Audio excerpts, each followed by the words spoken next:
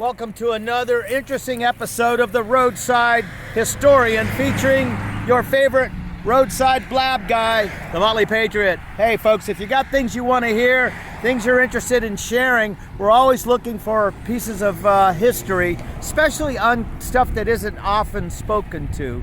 Now, one thing that you'll notice, if you saw earlier over there on the hill, is Mount Pony. Now, they didn't call it Mount Pony because they ate ponies there. I don't think, but who knows? Who knows what the original Indian lore was? But anyway, it was, in fact, an observation point during the Civil War. Let me show and read this to you. In August of 1862, and yesterday we did one on the other observation point on the East End. During the Civil War, Union Major General John Pope established a signal station on Mount Pony, just northeast of here.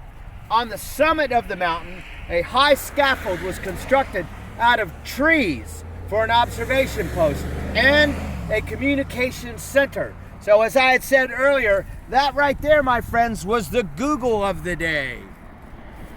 And I know a lot of people will tell you that the North had a little bit more infrastructure for telegraph, but as a signaling station, you didn't have to physically run wire like they had done along railways. And then there was a lot of problems with, if you did run a wire from point A to point B, one guy could ride a horse out, cut the wire somewhere, and you're down. There's no way to know where that is. Whereas these with a high tower, if you've got a fire and some reflective signals and looking glasses, you pretty much can collect and share a lot of information there. And you can certainly look into the old signaling, which goes, I think, all the way back to Bonaparte, as far back as you want to go. Probably Genghis Khan signal. Anyway, because of the good visibility, powerful glasses were used to watch troop movement from this vantage point. Both the Federal and Confederate Signal Corps used this site during the war.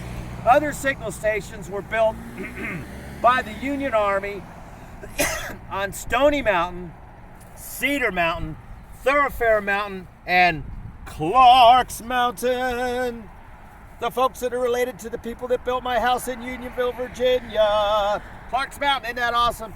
Not to be confused with the Clark guy that lives up there now, who shut it up and doesn't let anybody go up there, but that's what that is. Anyway, long story short, appreciate y'all tuning in.